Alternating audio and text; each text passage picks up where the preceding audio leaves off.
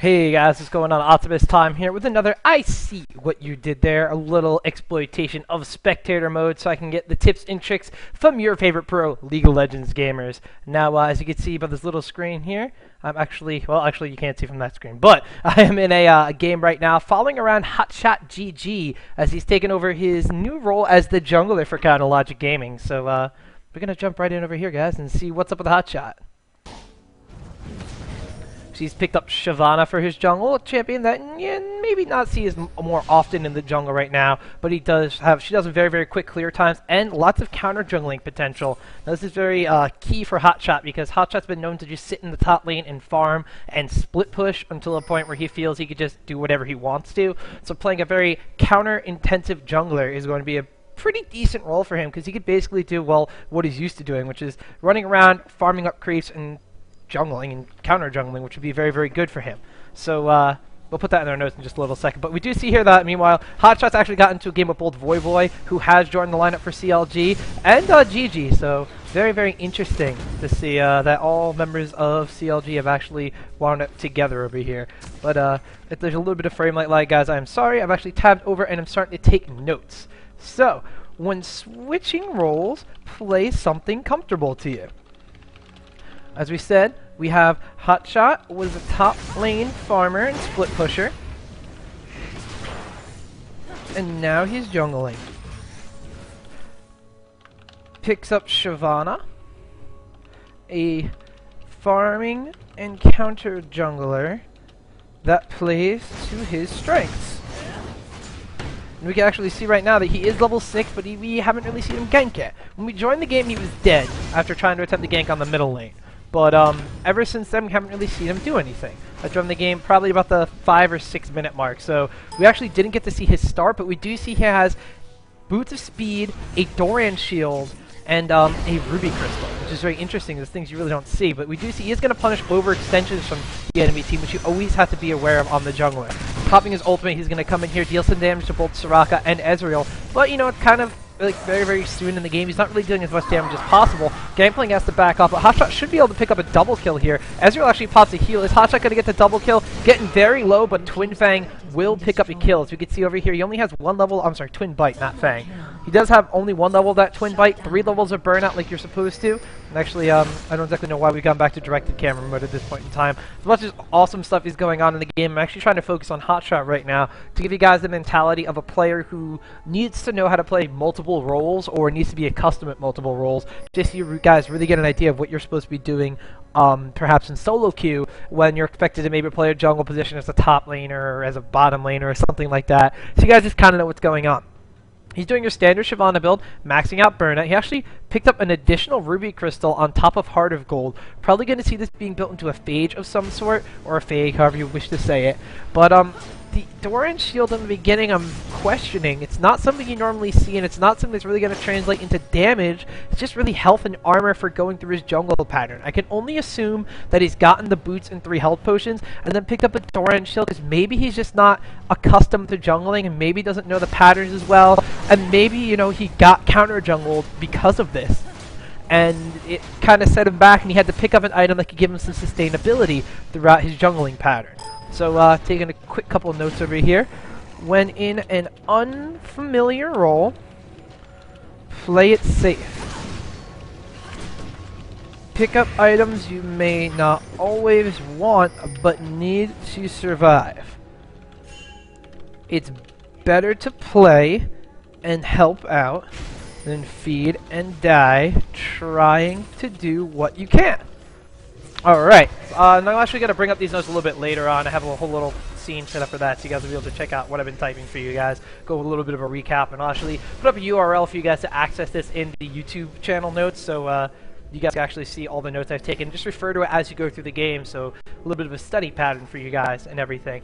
Hotshot did pick up a red buff. He's hit level 8 now. We see that he is 2, 2, and 0. So that double kill was actually his first points on the board, whereas he's actually died twice already. So his early game is still a little bit weak, but it's going to be very interesting to see how Hotshot transitions from that I'm just going to sit in the top lane and farm kind of role into the I need to be in the jungle, be a little more progressive on the map. We see here, he is positioning over by the middle lane. The enemy jungler is here. You know, maybe he's just comfortable with GG's play style in the middle, but now he's going to have to be very, very wary as 3 members of the enemy team are now here kind of converge on GG. He is going to try to come in here and help out. And I don't know if this is going to go very, very well for them or not. Kassadin actually shoots over the wall, letting Hotshot initiate. Now Kassadin's going to try to pick up kill onto Sejuani, but she is very, very tanky at this point in time. She does have a Heart of Gold, Philosopher's Stone, Kage's Lucky Pick, a lot more GP10s than Hotshot does, and they're in a very dangerous position here. Ezreal's actually going to go in here with an Arcane Shift and find both of them, but actually pick up a kill on Hotshot, so not necessarily something you wanted to do there, and actually Gangplank's going to come in from the bottom lane and just kind of feed another kill in here. So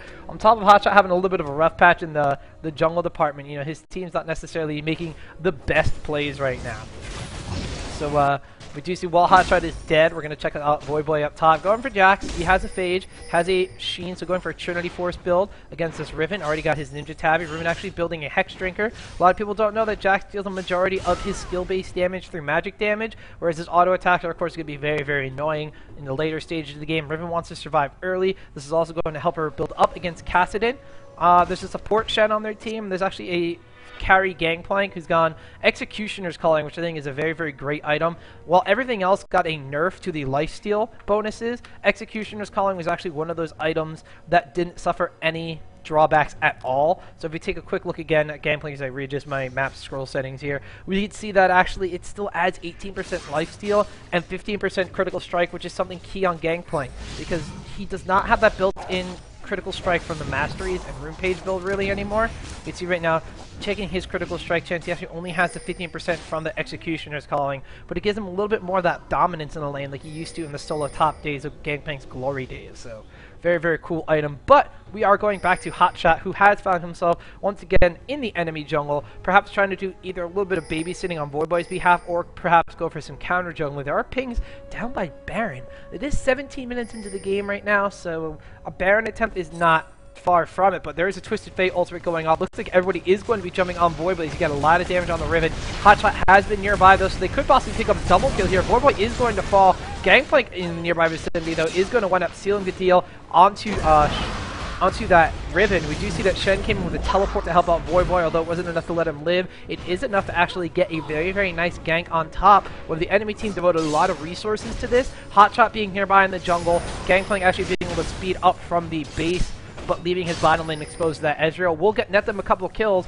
and it is going to be a win situation if Ezreal on this bottom lane does not push down the tower, as he's actually clearing out creeps Sin style with his ultimate, trying to knock this tower down, but GG's actually going to come back to actually recall and head down to this bottom lane. That probably is going to be one dead Ezreal, because that's a Kassadin with a blue buff, and he just is able to ultimate all day long, so Ezreal put up a really good fight there, but GG is going to get out of there well, alive still, barely because of the Ignite, but he is going to be getting out of there alive. So we see back in base with Hotshot, he is picking up that longsword and Mercury Treads, so we'll see a Phage, or Fag, however you want to say it, perhaps going into a Frozen Mallet, and then going for the Atlas Impaler build after that. So standard jungle Shyvana build aside from the Doran shield, which once again may just be something that Hotshot is just getting to be accustomed to the jungle right now. Do you see Shen getting caught a little out of position with his carry, Gangplank character? Hotshot is going to be going over here to try to help out with whatever Gangplank's trying to do. They do get Soraka very, very low. Jax is going to go in here with a flash and able to leap to that Soraka. So there is a kill being picked up here. So Hotshot, ooh, getting very, very low from that Ezreal ultimate, but still farming. So flipping back over to our notes. Hotshot is teaching us that the jungle needs to have map awareness no matter the cost. An example, top lane when Jax was ganked, stayed close and did not give in to counter jungle temptation. Recalling to buy and immediately going to his team rather than back to the jungle. This is very interesting because this is something you really don't see Hotshot doing a lot, because Hotshot has been known, like I said, sit in the top lane, farm up, sit in the top lane, farm up. That's what Hotshot does, you know. He just, it's the CLG mentality of a C champion kill minion, as the M5 like to describe them. But here he's actually being a very, very active jungler, so he seems to have taken a little more custom to the role, and No, he is playing a character, like we said, he has no hard CC for these, like, ganks. He's not really going for ganks. He's punishing overextensions, and he's punishing a team that's devoting a couple too many resources to a certain lane, and he's actually becoming a huge presence on the map and allowing his team to then go for it. So he's kind of like a mobile ward at this point. I would love to see him picking up a Oracle's Elixir at some point in time. He isn't super tanky, so it's not the best. He's actually going to go in here and try to push him off the tower. With Voyboy nearby, though, they do have pretty good coordination despite being new teammates. Shyvana is going to have to back off here. Shen popping an ult down here, so they will pick up a kill on Ezreal, but Twisted Fate's coming in. There's a, looks like everybody coming slowly in for the red team here. They will pick up a kill on Voyboy. Shyvana getting very low, but not the focus anymore. Does get the ultimate on from Sejuani, but actually they're doing a really good job here just cleaning everybody up. GG's fed a triple kill, and when Kassadin is 8-2, it's not the position you want the enemy Kassadin to be in. But regardless of this, Hotshot is setting up kills for his team, and he's helping out in these team fights. So even though, you know, he's playing a character he's not super accustomed to, he's picked this play style that he's a little more familiar with. Like Shyvana can counter jungle, and he's still present in team fights, but not necessarily, you know, like super ganky. So character is still a threat in team fights, and similar in style to a top champion. Tanky, can deal some damage, and of course, oh, spelling damage wrong, and of course, can build into Atmog's Frozen Mallet. This is a build that Hotshot is pretty much familiar with because he plays in the top lane. You know, there's so many bruiser characters that will build this Frozen Mallet into Atma's combination that Hotshot is always, you know, he's pretty much going to be familiar with this. He's picking champions that you would probably see him play in the top lane in a very similar style. So he's playing to his strengths. No one can fault him for this, and he's doing a really good job for it because he's playing to his strengths but altering his game style to fit the role he's come. So playing to strengths in the form of a familiar style champion, but adjusting his style to fit the role of jungler. No, we did see, you know, he's constantly staying close to his team, he's immediately going into team engagements, and he's farming up when he has the chance. We actually look right now, it's really weird to see Hotshot have the lowest CS on his team. That's something, you know, you normally don't see at all from Hotshot, but he's taking this jungler role and he's doing it very well. A lot of people thought like, oh, he's just going to be this farming jungler and not really help out his team. You know, he was farming over here and they did want to pick up a kill on Shen and Jax, but he's coming from behind. You know, they haven't taken this tower down. He's keeping his objectives on the map alive, and he's doing a really good job of this. Now the Fed Kassadin gets to go and get some damage down on Ezreal. They're trying to prevent this tower from falling, but he's keeping kind of going in and going out and going in and going in. He knows his life total. He knows his style right now. He might not be used to taking the brunt of the damage from playing his top lane roles, especially when he plays characters like Nidalee and stuff like that. But he is adjusting very well, and he's actually dancing in and out of these team fights when he has lower health to kind of make the enemy team reassign targets on him, so he's actually able to last a little bit longer in fights despite being tanky.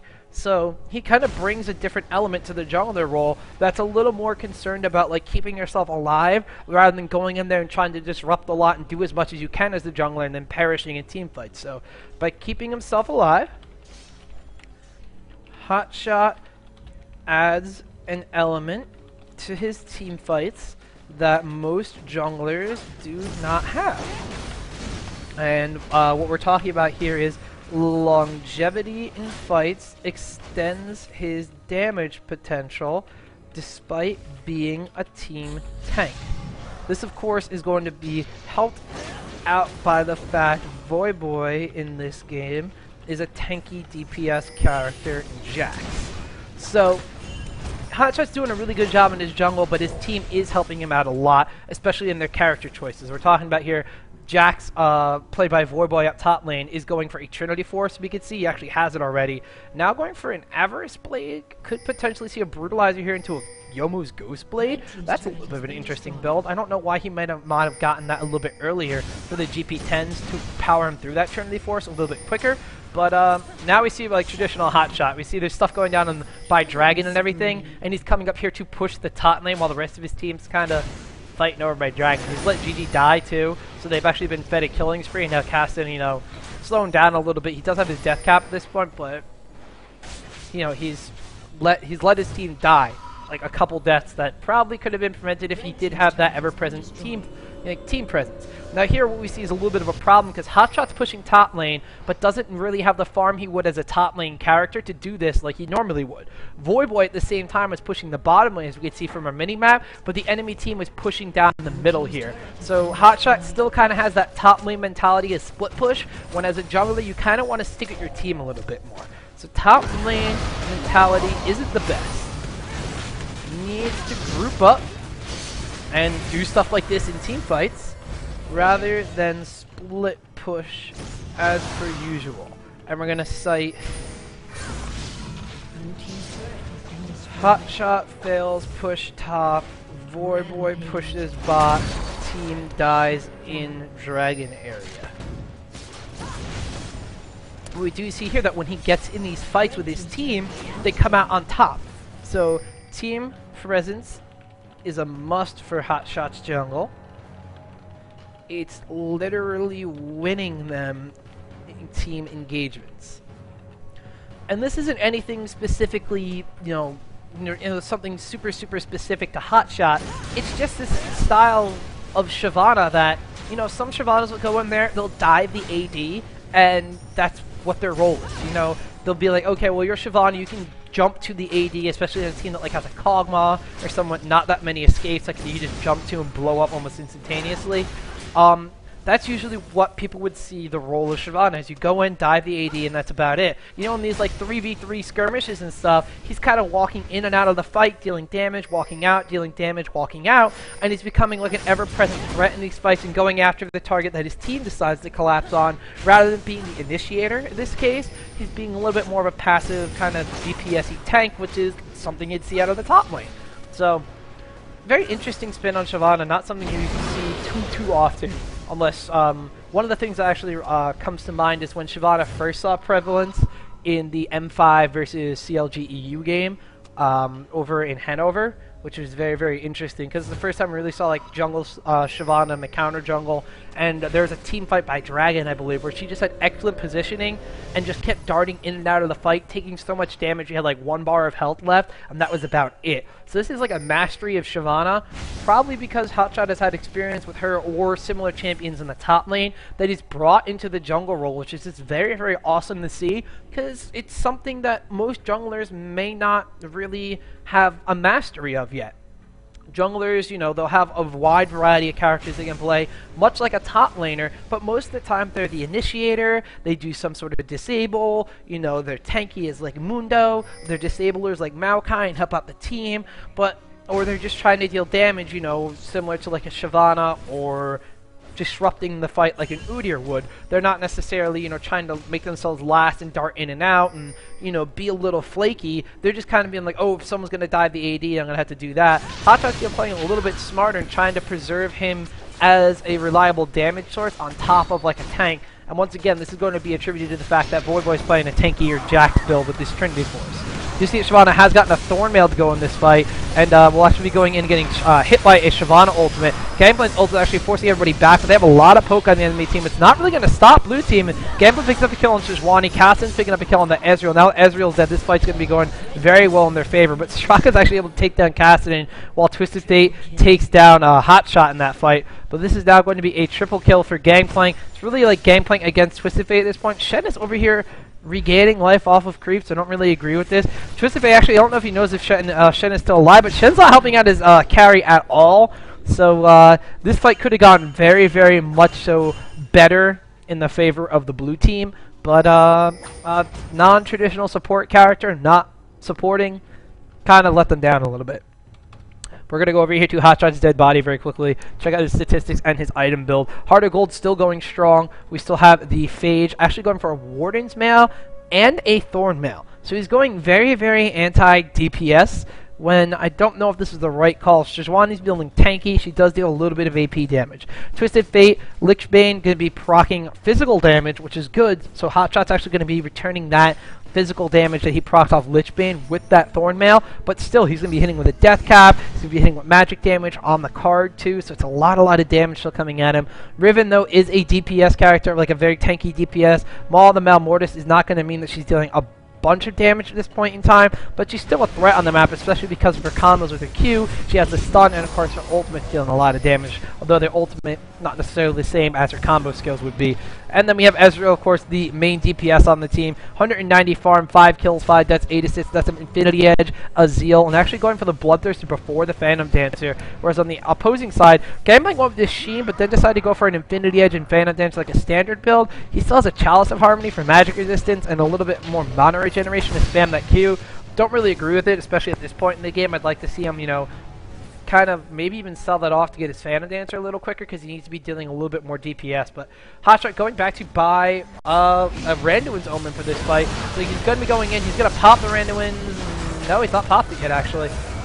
He's waiting for his team to get in position, I guess. He is going to take down Ezreal, though, so Silso falls. That's a really good accomplishment here. The enemy team is running away, but Hotshot still hasn't popped his Randuin's Omen, which I find a little bit interesting. His team's able to catch up with a raised morale from Gangplank, though. I believe there was... Nope.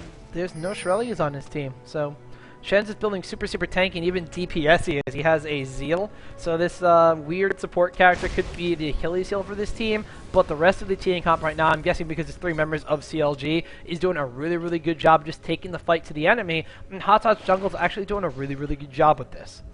So we've really just discussed in depth what Hotshot's been doing with the Shyvana character that we haven't seen done, and how he's adjusting to his role in the jungle, and you know what little nuances he's adding and what he's taking away, and maybe what he could improve on at this point in time. But he's actually doing a really good job now, so I'm just going to switch on to like full caster mode here. As you can see, they're just going to push down this middle at this point in time. Gangplank actually dying to Soraka because of this tower. Ezreal and Shyvana are going to be coming in here to try to deal some damage, so they're going to have to back away. Shyvana nails a nice ultimate, though. Casting is getting kind of low. I don't know if Hotshot's going to be able to really out-DPS the Sejuani and Ezreal, or really just kind of distract them enough. Yep, GG is going to fall. Hotshot's going to be in a lot of trouble now. Shen actually comes with an ultimate, though, so he's able to pick up a kill on Ezreal. He's dealing damage the enemy team might not expect at this point in time. Yes, Sejuani's actually going to have to run.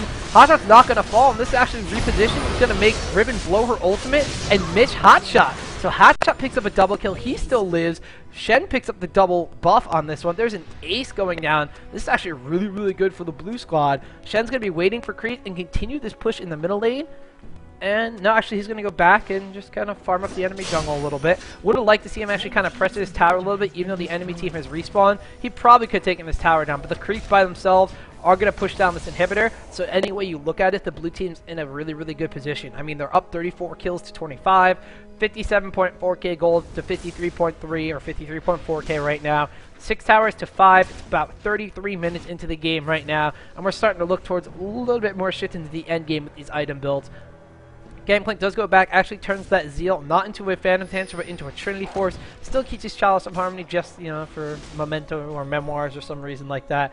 Now we're going to see Hotshot Shyvana, after building extremely tanky and just trying to deal like the longevity DPS, he is going to go for a Frozen Mallet, and he is probably going to wind up wrapping up with an Atlas Impaler, if not then selling his Doran Shield for something else, perhaps a Maul the Malmortis or something to make him a little bit more resistant against more of the AP damage coming out of Twisted Fate, as he does pick up that Void Staff, so he has a lot of magic penetration. When we look at Shyvana, 108 magic resistance. She's going to be getting a lot more of that versus in Dragon form, though, but 297 armor. So Hotshot building super tanky, not going for the deep, but still with a respectable 6-4 and 15 record because of this. Just look at how quickly they take down this Baron with that extra critical strike chance on Gangplank from his Trinity Force, Infinity Edge, and of course the awesome Executioner's Calling he's picked up. That's a lot of DPS coming out of him, and of course GG's 11, 5, and 8 Kassadin. Wow, between him and Voyboy's Jax, completely melt that Riven. Yeah, you have a Maul the Malmortis, we have damage. That doesn't really work out for you in the end run. We do see that the blue team has Baron buff. They are going to be kind of pushing as a squad right now. They are going to be picking up the enemy buffs, pushing down towers, and continue to do what CLG normally does.